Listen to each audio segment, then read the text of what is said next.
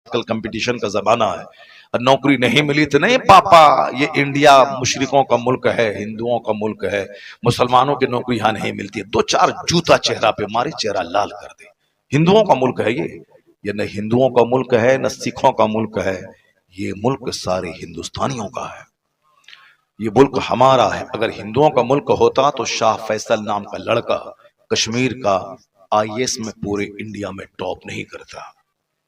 अगर सिर्फ हिंदुओं का मुंह देख के नौकरी मिलती तो पिछले साल 35 मुसलमानों के लड़के डीएम नहीं बनते। मेरे पास हर साल का डाटा मौजूद है। मोदी जी के आने के इस 10 साल के पीरियड में कितने बच्चे आईएएस ऑफिसर बने, वो सब डाटा है। पिछले साल मुसलमानों की एक बेटी गोरखपुर की नौशीन नाम की, उन्होंने आईएएस में 9वां रैंक लाया, जबकि आईएएस कोई कंपीट कर ले 800वां रैंक भी लाए तो भी बहुत बड़ी बात है। 9वां रैंक लाना इतने लाख बच्चों में बहुत बड़ी बात है। अब हमारी बेटी दूसरों का मुंह देखेगी, लव लेटर लिखेगी, दूसरों से चक्कर चलाएगी, वो तो फटीचर क्लास की बन जाएगी। अब जो सारा टाइम किताब पे लगाएगी, फोकस करेगी, मेहनत करेगी, न अपने रिश्तेदारों की शादी में जाएगी। ये दुनियावी हिसाब से मैं कह रहा हूं, बाकी मजहबी एतबार से जो हमारी बातें हैं वो तो है ही। वह करना फी बयूते कुन्ना वला तबर्रजना तबर्रुजल जाहिलिया। मजहबी तौर पर तो यही है कि हमारी बच्चियों का मर्दों के साथ मिल के बैठ के तालीम हासिल करना दुरुस्त नहीं है। मजहबी तौर पर तो यही है कि हमारी माँ बहन बेटियां वो दीन सीखें, दीन पढ़ें, कनीज़े फातिमा बने। वो उनको नहीं बनना है डीएम, बल्कि डीएम बच्चा पैदा करना है। सुभान अल्लाह। वो कनीज़े फातिमा बनकर हैं, उनकी गोद से मुजाहिद पैदा हो, सलाहुद्दीन अय्यूबी जन्म लें, वो औरंगजेब जैसा बादशाह दुनिया को अता करे। वो जब खुद रहेंगी लंगटी तो बच्चा तो महापापी पैदा हो जाएगा। वो रहेंगी तालीम याफ्ता मुहस्सब कनीज़े फातिमा, तब बेटा गुलाम हुसैन पैदा हो जाएगा। इसलिए हमारा नुक्ते नजर ये, मगर दुनियावी नुक्ते नजर की बात मैं कर रहा हूं। हमारे मोहल्ले में एक हिंदू की बेटी की शादी के बाद उसने पढ़ाई जारी रखी। शादी के बाद पढ़ाई हमारे यहाँ क्या पढ़ाई, नौकरी मिलेगी तब शादी होगी, चाहे 50 साल का बूढ़ा हो जाए, चाहे 54 साल का बूढ़ा हो जाए, मगर शादी होगी कब? नौकरी मिलने के बाद। नौकरी में औरतें बूढ़ी होगी, मर्द बूढ़े हो गए, जिंदगी की लज्जतों से दोनों महरूम हो गए। 18 से 22 साल की शादी, वो शादी है 50 अरब रुपए के मकान खरीदने में।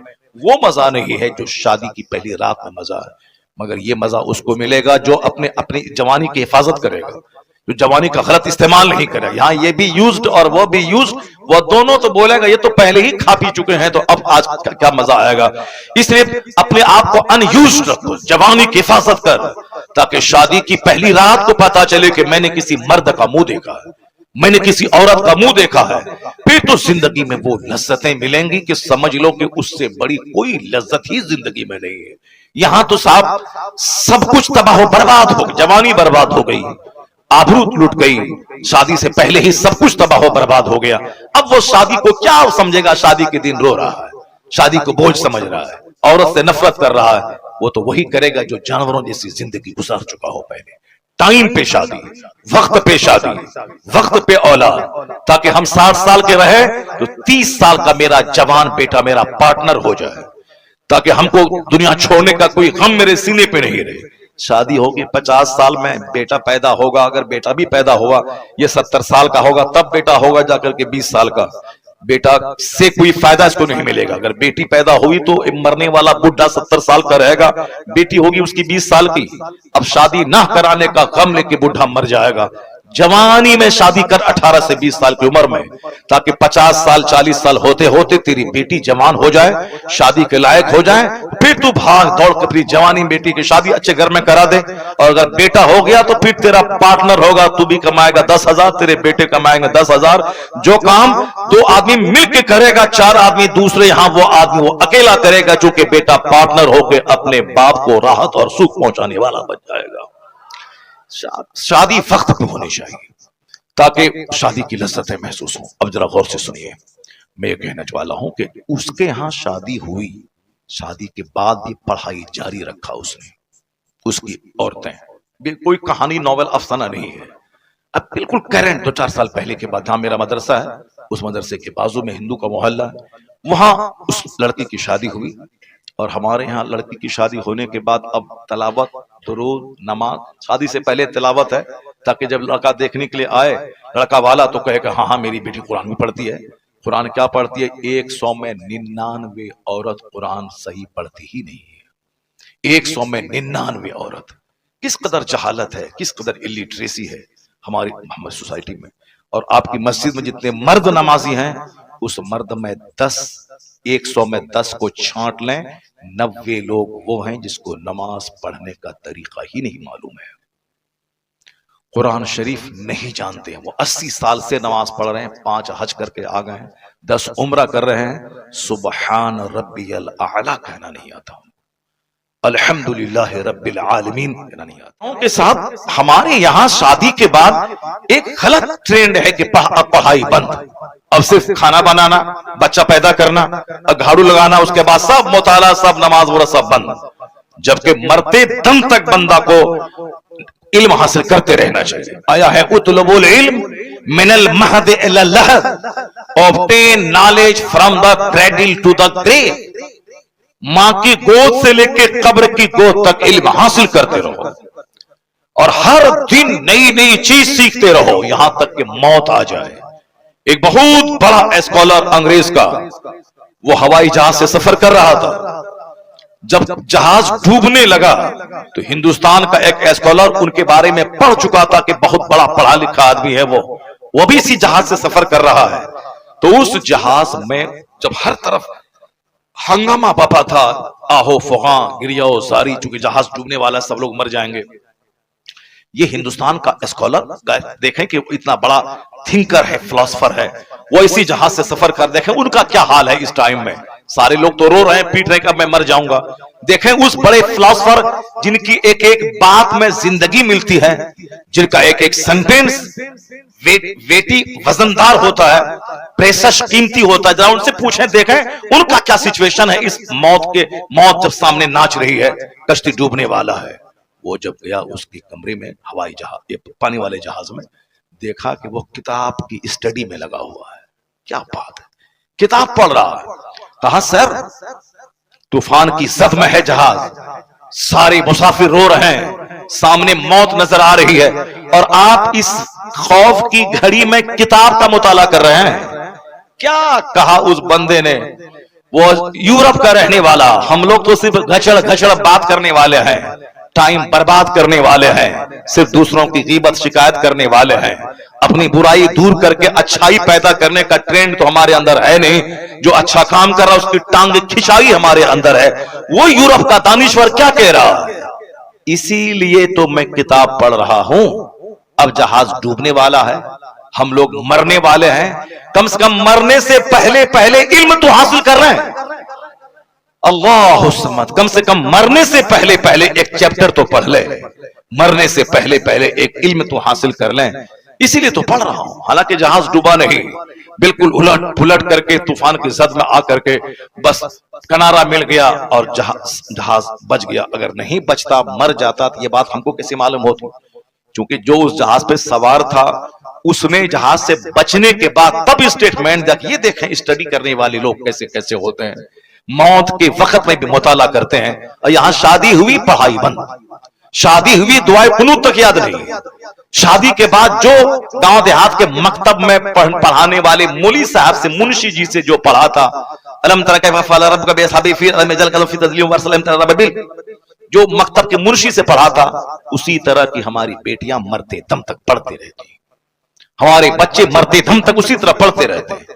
ये नहीं कि अब जिंदगी बची है, शादी के बाद कम से कम वक्त है तो चलो ट्यूशन पढ़ करके अच्छे कारी से कम कुरान पाक की 20 सूरतें, जो तरावी की नमाज में जब मैं तन्हा पढ़ूं तो कम से कम 20 सूरतें, कम से कम 10 ही सही अलम तरा कैफ़ से लेके कुल अऊज़ु बिरब्बिन नास तक ठीक से पढ़ लें, ताकि नमाज सही हो जाए।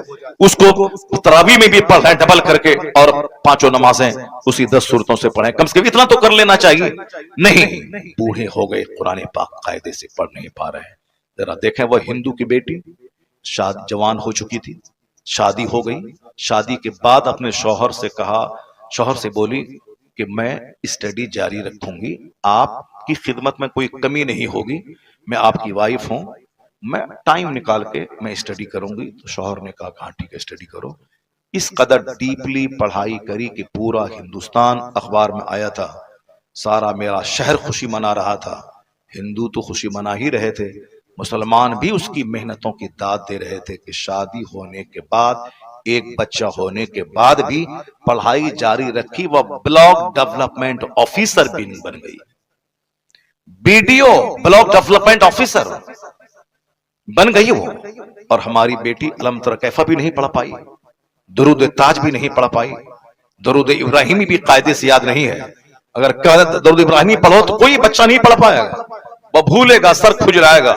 अल्लाहुम्मा सल्ली अला मोहम्मद पर कहीं बारकता बोलेगा, कहीं वो कुछ बोलेगा, कायदे से नहीं पढ़ पाता है, वो पढ़ ही नहीं पाता है, चूंकि मजाज ही नहीं, बस खाना पीना मर जाना है।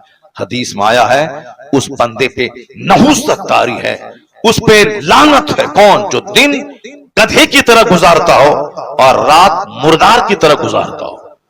गधे की तरफ मतलब धोबी के घर से कपड़ा ढोना घाट तक, घाट से धोबी के घर तक, गधे की तरह साथ ईंट ढोना, चक्की पीसना। वो गधा जो मेहनतें करता उसको मालूम नहीं कि मेरी पीठ पर किताब है कि लकड़ियां है। वो गधे की तरह मेहनत करना, रात मुर्दार की तरह सो जाना।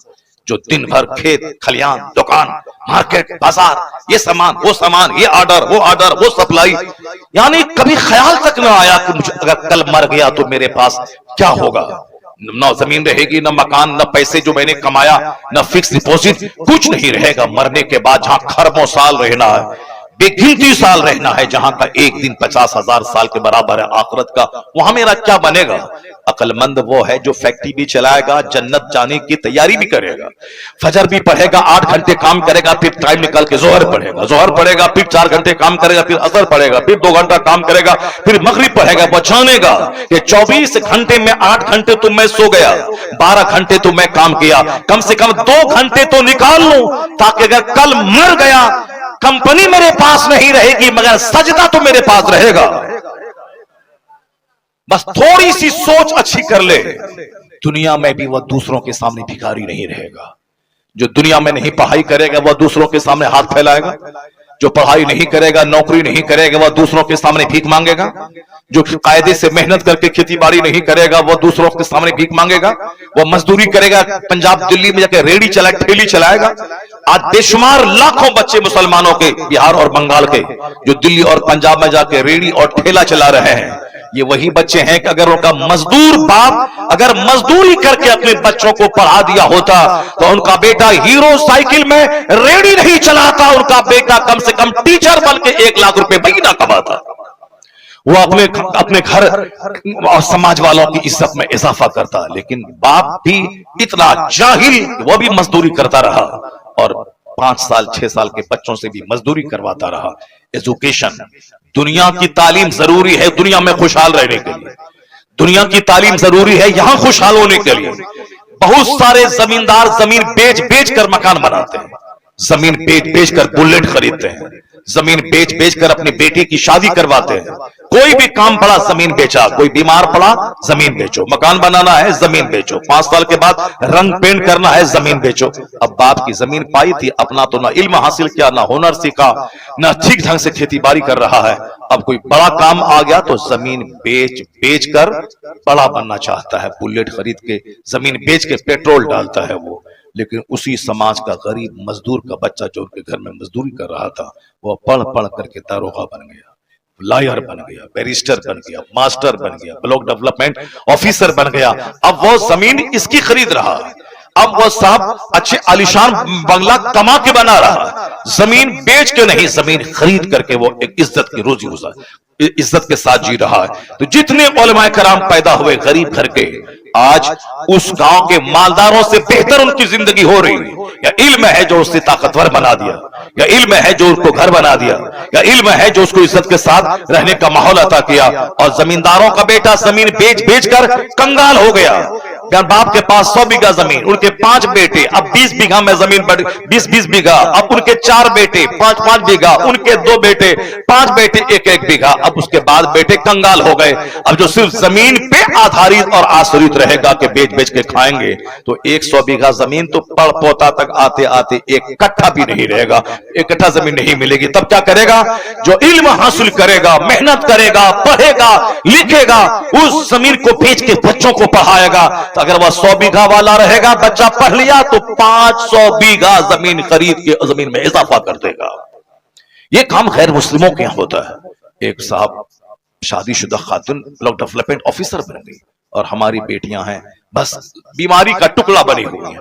गैस्ट्रिक का मर्ज है, पैर में दर्द है, घुटने में दर्द है, आंख में दर्द है, यानी जो काम नहीं करेगी वह बीमार तो पड़ेगी। जो 5 वक्त की नमाज नहीं पढ़ेगी वह बीमार तो पड़ेगी। जिसको सुबह सवेरे खाना था फजर के बाद वो खाएगी, 12 बजे नाश्ता करेगी, बीमार तो पड़ेगी, गैस्ट्रिक का मर्ज तो होगा। अब साहब उसकी आंख की बीनाई कमजोर तो होगी जो वक्त पे खाना नहीं खाएगी।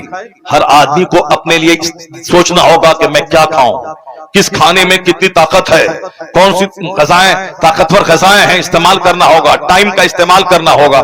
जो टाइम का इस्तेमाल नहीं करेंगे सही बीमार तो पड़ेंगे। आप डॉक्टर मुरली मनोहर जोशी जो भाजपा का कैडर लीडर है, उसने कभी कहा था, कानपुर के एक योगा के शिविर में कहा था, स्वस्थ रहने के लिए योगा करें। और योगा का जितना तरीका हिंदुस्तान में है, उन्होंने कहा था रामदेव का जिसका भी तरीका हो वो सारे तरीके एक तरफ। उन्होंने कौन कहा था? कौन? हिंदू, गैर मुस्लिम, आरएसएस का कैडर लीडर, भाजपा पार्टी का 3 पिलर, उस 3 पिलर में से एक आडवाणी, एक अटल बिहारी वाजपेयी, एक डॉक्टर मुरली मनोहर जोशी। ये 3 पिलर हैं भाजपा पार्टी की, बीजेपी के। वो मुरली मनोहर जोशी भाजपा का कैडर लीडर, वो बोला था कि योगा करना वक्त की जरूरत है। प्रधानमंत्री से लेकर चपरासी तक सारे लोग योगा करें ताकि हिंदुस्तान तंदुरुस्त लोगों का मुल्क हो जाए, वरना हिंदुस्तान बीमारों का मुल्क कहलाएगा। तंदुरुस्त रहें, योगा करें। और आगे क्या कहा? योगा का तरीका अलग अलग है, रामदेव का अलग, दूसरों का अलग। हाथ उठाओ, हाथ नीचे करो और सांस लो, सांस तेज तेज छोड़ो, पसीना बहाओ, खुली फजा में जाओ, नाक पर ध्यान केंद्रित करो। कहा सारे तरीके अपनी जगह, मगर वह भाजपा का कैडर लीडर क्या बोला? ये मैंने दूसरे ही दिन अखबार में ये रिपोर्ट मैंने पढ़ी। ऐसा नहीं कि व्हाट्सएप यूट्यूब में किसी से सुन लिया तो मैं बोल रहा हूं। एक दिन पहले शिविर लगा था योगा का और उस दिन उनके भाषण को अखबार में उसको कोट किया गया। मैंने दूसरे ही दिन कानपुर रेलवे स्टेशन पे मैंने उस अखबार को पढ़ा, पहले पेज पे वह रिपोर्ट मौजूद थी। रिपोर्ट क्या थी? मनोहर जोशी ने कहा योगा के जितने तरीके हैं वो सब एक तरफ, कहते हैं मेरी निगाह में इस्लाम के पैगंबर ने जो 5 वक्त नमाज का तरीका सिखाया। गौर से सुने जो बात मैं आपसे कह रहा हूं। भाजपा का कैडर लीडर क्या बोला? योगा के जितने तरीके हैं एक तरफ, मगर जब मैं नमाज को देखता हूं तो मुझे कहना पड़ता है कि नमाज से बढ़कर कोई योगा नहीं है। और स्टेटमेंट उसका था, इस्लाम के पैगंबर से बढ़कर कोई तबीब नहीं है, कोई डॉक्टर नहीं है। सबसे महान डॉक्टर पैगंबर आजम कहते हैं नमाज। बंदा खड़ा रहता है, फिर झुकता है, फिर खड़ा होता है, फिर सजदे के लिए जाता है, बैठ जाता है, फिर जाता है, फिर बंदा खड़ा होता है। खड़ा जब होता है तो ध्यान सजदे की जगह पे केंद्रित करता है। जब झुकता है रुकू में तो ध्यान आंखें पांव पर केंद्रित रहती है। जब बैठता है तो गोद में ध्यान केंद्रित रहता है। कहते हैं सजदे में आंख नाक पर ध्यान केंद्रित लोग करते हैं। वो कहते हैं सलाम के टाइम में कांधे पर। ये कंसंट्रेशन, ये ध्यान केंद्रित करना, सारी दुनिया से कट जाना, अपने मालिक की तरफ ध्यान लगाना। वो कहते हैं कि जो नमाज का स्टाइल है, खड़ा होने के बाद सीधे कोई चले जाए सजदे में तो कोई फिजिकल डिस्टरबेंस हो सकता है, जिस्मानी खराबी कोई हो सकती है, लेकिन सीधे खड़े होने के बाद सजदे में नहीं जाना है। स्टैंडिंग के बाद आधा सजदा रुकू में जाना है, फिर खड़ा होना है, तब उसके बाद सजदे में जाना है। वो कहते हैं ये स्टाइल ऑफ प्रेयर, ये नमाज का जो ढंग है, इतना साइंटिफिक, इतना लाजवाब है सेहतमंद रहने के एतबार से वो कहते हैं न नमाज का जवाब है न नमाज देने वाले मोहम्मद अरबी का जवाब है। ये छोटा मोटा पढ़ा लिखा बंदर क्या जाने, ये रामगिरी जैसा आदमी जो महाराष्ट्र का जो हमारे पैगंबर के खिलाफ बोला, ये जाहिल क्या जाने। ये जाहिल डॉक्टर मुरली मनोहर जोशी के पांव की धूल के बराबर नहीं है। मगर इन्होंने क्या जबरदस्त इन्होंने स्टेटमेंट दिया है। ये डासना का मंदिर का वो पीला कपड़ा पहन के दो चार माला पहन के अपनी डकैती और अपनी बुराई पे पर्दा डालने के लिए महंत और पंडित बनने का ढोंग रचाने वाला अति नरसिंहानंद, ये क्या जाने मुस्तफा कौन है। बदतमीज ने जो गुस्ताखी की है, दिल तो चाहता है कि उसकी जबान नोच लूं। हमारे पैगंबर के खिलाफ इतना गलत स्टेटमेंट, गलत टिप्पणी उसने किया है। वो आदमी भी डॉक्टर मनोहर जोशी के पांव की धूल के बराबर नहीं है। डॉक्टर मनोहर जोशी भले ही उस पार्टी से हम इत्तेफाक नहीं रखते हैं, वो भाजपा का लीडर था, अलग बात है, लेकिन वो इतना पढ़ा लिखा आदमी था। वो doctor, PhD degree holder, Hindustan का एजुकेशन मिनिस्टर साहब, वो इतना बड़ा पढ़ा लिखा आदमी, उसने इसी पीरियड में उन्होंने क्या कहा कि नमाज इतना जबरदस्त योगा है, और जो नमाज दिया है इस्लाम के पैगंबर ने, उससे महान तो कोई हो नहीं सकता है। इसलिए ए मुसलमान, सड़क चलते रास्ता गली कूचे का कोई कुत्ता अगर भौंके, तुम्हारे पैगंबर के खिलाफ बोले, तो तुम्हें सबका जवाब देने की जरूरत नहीं, बस अनसुनी कर दे। एक पागल था जो बक रहा था, कोई बहुत बड़ा पढ़ा लिखा अदीब, डॉक्टर, साइंटिस्ट, अगर वो खिलाफ बोल रहा है तो हमारा साइंटिस्ट, हमारा अदीब, हमारा राइटर, हमारा मुसन्निफ उसका जवाब देने के लिए काफी है। हर चलते फिरते आदमी का जवाब देने के लिए प्रोटेस्ट करना जरूरी नहीं है। ये तो घंटी बजा के दो चार पैसा कमाने वाला, इसकी कोई औकात नहीं मेरे पैगंबर के खिलाफ बोले। बस समझने को कोई गली कूचे का कोई मजनू है जो इस तरह का बयान दे रहा है। अलबत्ता याद रही बात, हम इसकी बात देखें कि हिंदुस्तान नहीं बल्कि यूरोप के, अमेरिका के पढ़े लिखे लोगों की बात में सुनो। तुमने सुना होगा डॉक्टर माइकल हार्ट, जो अमेरिका का सबसे पढ़ा लिखा आदमी, 1978 की बात है। आज से 40 साल पहले उस बंदे ने एक किताब लिखी थी, उसका नाम है द 100। वो किताब आज तक छप रही है, हिंदुस्तान के तमाम बुक स्टॉल पे मौजूद है। उस किताब में उन्होंने ठाना था कि मैं दुनिया की सबसे बड़ी महानतम 100 आदमी, 100 एमिनेंट पर्सनालिटीज पर मैं स्टडी करूंगा उनकी जिंदगी का, फिर उनका मैं सिलेक्शन करूंगा जो इस धरती का ये 100 क्रीम लोग जिन्होंने दुनिया को अपने से कुछ दिया, समाज में परिवर्तन लाया, दुनिया के बड़े लोगों की सूची में, कामयाब तरीन लोगों की फहरिस्त में उनका नाम है। वह 100 लोग कौन है, मैं उनको छांटूंगा और 100 में रैंकिंग करूंगा कि अव्वल पे कौन, 2 में कौन, 100 में कौन। मैं उसकी क्वालिटी की बुनियाद पर रैंकिंग करूंगा। मोहब्बत का दखल ना होगा, अकीदत का दखल ना होगा, मजहब का दखल ना होगा। वरना डॉक्टर माइकल हार्ट क्रिश्चियन था, कहा मैं किसी भी तरह मजहब को दखल ना होने दूंगा। वो अपने पैगंबर से जैसे क्राइस्ट अपने हिसाब से मोहब्बत करता है, लेकिन वो कहा मोहब्बत एक्सेजरेशन, गुलू, मुबालगा को जगह नहीं दूंगा। फैक्ट, रियलिटी और सच्चाई की बुनियाद पर मैं रैंकिंग करूंगा। उन्होंने जब 100 आदमी का नाम छांटा, दुनिया की इतिहास को आंख की पुतलियों में समेट लिया, संसार की हिस्ट्री को आंख की पुतलियों में समेट लिया। अपने हम तो मालदा की हिस्ट्री नहीं जान सकते, बंगाल की हिस्ट्री तो बहुत दूर की बात, बंगाल की हिस्ट्री नहीं समझ सकते।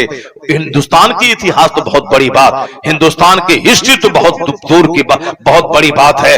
वर्ल्ड हिस्ट्री को हम कैसे समझ सके। लेकिन जो किताब का रसिया है, जो मुताले का शौकीन है, जो आदमी किसी काम को ठान लेता है तो वह करता है। डॉक्टर माइकल हार्ट पढ़ा लिखा आदमी ठान लिया, पूरे वर्ल्ड हिस्ट्री को खंगाल दिया उसने।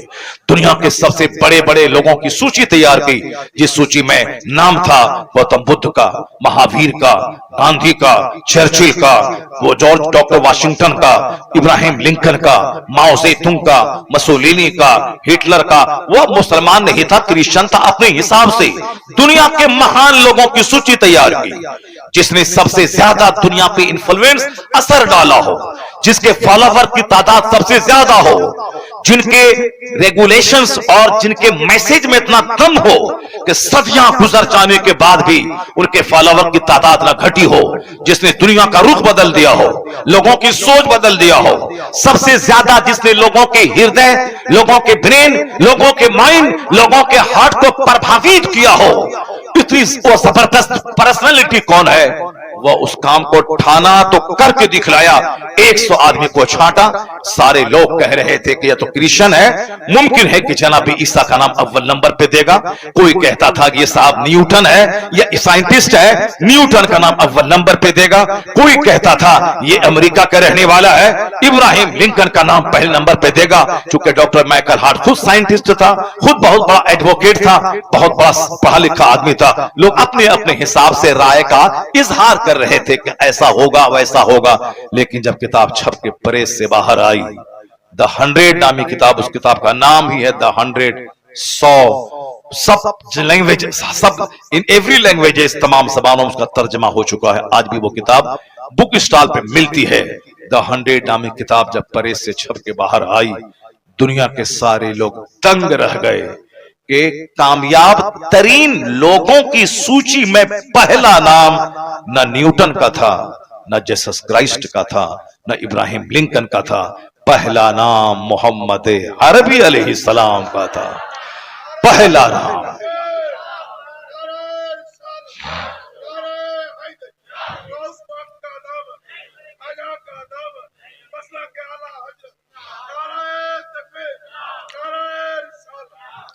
उस किताब को हिंदुस्तान की तमाम बड़े बुक स्टॉल पर किताब मौजूद है। ये नरसिंहानंद उस किताब को खरीद के पढ़े, नहीं खरीद के पढ़ना चाहता तो वो बोले हम उसको किताब भिजवा देते।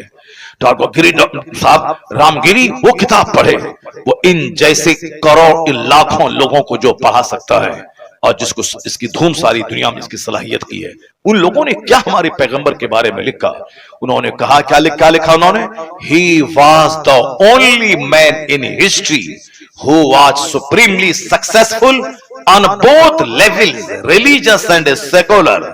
वो कहते हैं कि ह्यूमन हिस्ट्री का वो इकलौता आदमी था मोहम्मद अरबी अलैहिस्सलाम जो सियासत और मजहब दोनों सतह पर सबसे ज्यादा कामयाब तरीन शख्स हुआ। He was only man, तनहा आदमी, इकलौता आदमी, who was supremely successful, यानी जो सबसे ज्यादा कामयाब हुआ इस रुए जमीन में, मजहबी तौर पर भी, सियासी तौर पर भी। एक ऐसी गवर्नमेंट दुनिया को दी जिस गवर्नमेंट में अमीर गरीब काले गोरे सबको समान अधिकार दिया, सबों की राय से हुकूमत चलेगी। अपनी हुकूमत नहीं चलाई जाएगी बल्कि बंदों पर, बंदों के खालिक की हुकूमत चले, के कानून की हुकूमत चलेगी, जिसको आमतौर पर अपनी जबान में लोग अपने हिसाब से डेमोक्रेसी कहते हैं। वह कहते हैं जमहूरियत, प्रजातंत्र, जहां काले गोरे का फर्क मिट जाए, सारे अमीर गरीब सब बराबर हो, सबको समान अधिकार मिले। वो कहते हैं ये कानून अगर किसी ने नाफिज किया है दुनिया में तो उसका नाम मोहम्मद अरबी अलैहिस्सलाम है। वह इकलौता आदमी है जो साइंटिफिक, जो साइंस, जो मजहबी तौर पर और सियासी तौर पर कामयाब हुए हैं। ये उसने कहा। और मालूम है हिंदुस्तान के एक हिंदू लीडर डॉक्टर सरोजनी नायडू वो क्या कहती है?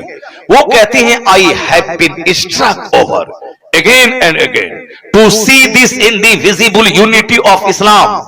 When the azan is sounded, the worshippers are gathered, the peasant and the king stand side by side together. The best embodiment of democracy can be seen 5 times a day in the mosque. क्या बात कह के रख दिया उसने। वो हिंदू है, बहुत पढ़ी लिखी खातून है, वो बहुत बड़ी शायरा और बहुत बड़ी पॉलिटिकल लीडर, जो भी जान पॉलिटिक्स से ताल्लुक रखता है वो सब उनका नाम जानते हैं, डॉक्टर सरोजनी नायडू। वो लिखती हैं कि मैं जब मुसलमानों की मस्जिदों पे नजर दौड़ाती हूँ मैं हैरत में पड़ जाती हूँ कि हर जगह डेमोक्रेसी, प्रजातंत्र का ढंढोरा पीटा जा रहा है, अमीर गरीब काले गोरे सब बराबर। वो है कहां दुनिया में?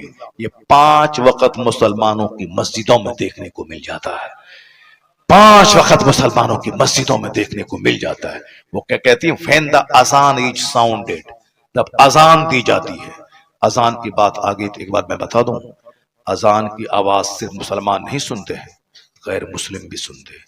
जब गैर मुस्लिम दुनियादार सारे लोग सुनते हैं तो इमाम से ज्यादा अच्छी आवाज वाला मुअज्जिन होना चाहिए। इसलिए कि जब वो अजान 5 टाइम पुकारे तो मुमकिन है कि बहुत सारे गैर मुस्लिम का सीना हिल जाए, वो अजान सुन के कलमा पढ़ के मुसलमान हो जाए। मेरे मोहल्ले की मस्जिद में मुअज्जिन अलग है। मोहल्ले का एक बच्चा 10th में पढ़ता है, 10th में या 11th में पढ़ता है। वो बच्चा कभी कभी अजान देता है। वो 11वीं में पढ़ता है, मैट्रिक पास कर चुका है या मैट्रिक का एग्जाम देने वाला है। अजान जब देता है तो हिंदुओं का घर आसपास में है, गैर मुस्लिमों का, उनके घराने की औरतें भी काम काज छोड़ के अजान सुनने लगती हैं और वो दूसरों से कहती हैं, क्या कहती हैं, वो कहती हैं कि वो बच्चा बड़ा अच्छा अजान देता है। और एक मुसलमान औरत थी, वो जब अजान बच्चा देता था तो वह रोने लगती थी। वो ट्रांसफर हुआ उसके शौहर का, वो शहर से बाहर चली गई और वहां से हर महीने, क्योंकि वो मौजिन नहीं होता, स्कूल में पढ़ता है बच्चा, स्कूल में पढ़ाता है, लेकिन अजान कभी कभी देता है, तो वो वहां से हर महीने उनके लिए 1000 या 2000 रुपये महीना वह भेजती है कि तुम्हारी अजान बड़ी अच्छी लगती है, ये पैसा तुम्हारे लिए तोहफा के तौर पर है। तो अब हमारा मौजिन कैसे अजान देता है, अल्लाह, वो कैसे, जो पुराना सब मौजिन है न तलफ्फुज ठीक है, अब अपने लोगों को भी बुरा लगता है, गैर मुस्लिमों को भी बुरा लगता होगा। अब कमेटी वाला उसको निकालता नहीं, बोलता कैसे निकालें, वो तो 25 साल से दे रहा है, 30 साल से दे रहा है, 30 साल से दे रहा है, तो उसको रिटायरमेंट दे करके उसको टाका महीना दो उसको। तुम 5000 मिलता था तो 2500 देंगे, तुम अपना घर में रहो, बूढ़ा हो गए, रिटायर कर गए, अब रहो। स्कूल में तो 60 साल के बाद टीचर रिटायर कर जाता है, और तुम जब 30 साल से अजान दे रहा है तो अब तो कम से कम आराम करो, ठीक से आराम करो, ये पैसा ले लो 2000। अब अजान देगा वो जिसकी आवाज सुन के काफिरों का भी सीना हिल जाए। इस पर कोई तवज्जो नहीं देता है। अब पॉलिटिक्स होती है। अब हम कहते हैं कि साहब मौजिन जबरदस्त अजान वाला हो, ताकि बेनमाजी को नमाज पढ़ने के लिए मस्जिद की तरफ चला जाए। हम लोग बचपन से नमाज सुन रहे हैं, नमाज अजान सुन रहे हैं, 54 साल उम्र हो गई हमारी, 4 साल माइनस कर दे 50 साल, सब बात मालूम है, लेकिन आज भी आवाज अच्छी अगर किसी की है, अजान देता है तो आज भी पलकें भीग जाती है, आज भी आदमी सकते में पड़ जाता है। तो अजान एक रिप्रेजेंट, एक मुजाहिरा है, एक एग्जीबिशन है हमारी सलाहियतों का, हमारी दीनदारी का, और उसको सब सुनता है। इसलिए मौजिन किसी सूरत में कमजोर नहीं होना चाहिए। जबरदस्त मुकाबला, कंपटीशन हो, 50 मौजिन को बुलाया जाए, जिसकी आवाज सबसे ज्यादा खूबसूरत हो, अच्छी तनख्वाह देकर के उसको मौजिन मुकर्रर करे। मैं कहूंगा कि उसकी अजान इस्लाम की तरफ बुलाने में इंपॉर्टेंट रोल अदा करेगी उसकी अजान। अब सरोजनी नायडू क्या कहती हैं, जरा गौर से सुनिए। वो कहती हैं, I have been struck over again and again to see this indivisible unity of Islam। मैं इस्लाम की जो यूनिटी, इत्तेहाद का जो मुजाहिरा है, मैं उसको देखकर हैरत में पड़ जाती हूं। जब मैं मुसलमानों की मस्जिदों को देखती हूं, अजान होती है, नमाजी जमा होते हैं, the peasant and the king, किसान और बादशाह, हल जोतने वाला फार्मर उसको पीजेंट कहते हैं, किंग बादशाह राजा। अब वह हिंदू खातून गैर मुस्लिम लीडर वो क्या कहती हैं कि अजान होती है, नमाजी जमा होते हैं, तो कहती हैं वो कि बादशाह और किसान ये दोनों एक सफ में खड़े हो जाते हैं। बादशाह और फार्मर, गुलाम और आका एक सफ में खड़े होते हैं। काले गोरे का फर्क मिट जाता है, अमीर गरीब का फर्क मिट जाता है। बादशाह के बाजू में कोई हल जोतने वाला किसान खड़ा हो, कोई बुरा नहीं माना जाता है। मालिक के बाजू में नौकर खड़ा हो जाए, कोई उसको हटा नहीं सकता है।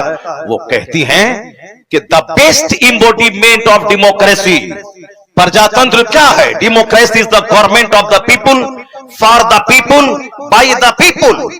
यानी प्रजातंत्र की परिभाषा यही है कि हुकूमत अवाम की, अवाम के लिए, अवाम के जरिए, इसी को कहते हैं डेमोक्रेसी।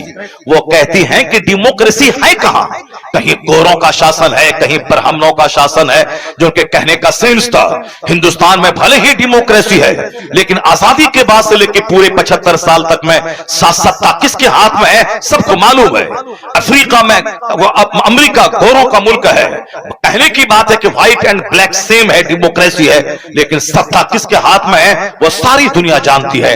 सरोजनी नायडू कहती हैं कि सच्ची डेमोक्रेसी, ट्रू डेमोक्रेसी है कहां? ये मुसलमानों की मस्जिद में 5 वक्त देखने को मिल जाता है।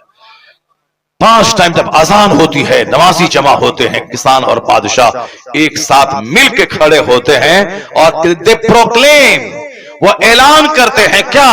न कोई बाप बड़ा है, न कोई दादा बड़ा, न कोई गोरा बड़ा है, न कोई काला बड़ा, न कोई शहरी बड़ा है, न देहाती बड़ा, न कोई अरबी बड़ा है, न कोई अजमी बड़ा। वो क्या कहते हैं? सारे लोग खड़े होकर अल्लाह अकबर, अल्लाह इज द ग्रेटेस्ट, अल्लाह ही सबसे बड़ा है, अल्लाह ही सबसे बड़ा है, अल्लाह ही सबसे बड़ा है।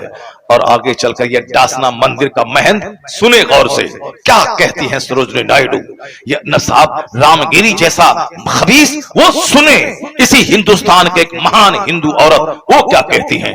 वो कहती हैं you find in London an Indian an Algerian and a Turk, India is the motherland of fun, Turkey is the motherland of another, but when they stand in prayer it makes man instinctively a brother. क्या गजब की बात कह दी उस खातून ने। वह हिंदू औरत क्या कहती है? वो कहती हैं कि लोग लंदन में जाते हैं, अब इंडिया से लोग गए, अल्जीरिया से लोग आए, तुर्की से लोग आए, जबान अलग, इंडिया की जबान अलग, तुर्की की जबान अलग, अल्जीरिया की जबान अलग, मुल्क अलग, जबान अलग, और अलग अलग काम से लोग लंदन गए हैं। कोई घूमने, कोई पढ़ने, कोई बिजनेस करने। मुल्क अलग, काम अलग, जबान अलग, मगर when they stand in prayer, लेकिन जब ये मुसलमान नमाज के लिए खड़े होते हैं लंदन में, इंडियन, अल्जीरियन और तुर्की का रहने वाला, जबान अलग, मुल्क अलग, कौम अलग, लेकिन जब नमाज का टाइम हुआ और ये सब मिलके जब नमाज के लिए खड़े होते हैं, वो कहती हैं कि it makes man instinctively a brother. ऐसा लगता है ये मुस्तफा का दिया हुआ कानून नमाज ये मुसलमानों को भाई भाई के बंधन में बांध देता है। अब कोई ना अल्जीरियन ना इंडियन, सब गुलाम मोहम्मद है, एक सब में खड़े हो गए महमूद अयाज। न कोई बंदा रहा, न कोई बंदा नवाज। ए कौम मुस्लिम, अल्लाह का शुक्र है कि तुमको बरहमन घर में अल्लाह ने नहीं पैदा किया। अल्लाह का शुक्र है कि तुम अमेरिका के यहूदी घर में नहीं पैदा हुए। अल्लाह का शुक्र है कि तुम किसी इसराइल के यहूदी घर में नहीं पैदा हुए। शुक्र है मालिक मौला का कि मुसलमान घर में हमको पैदा किया।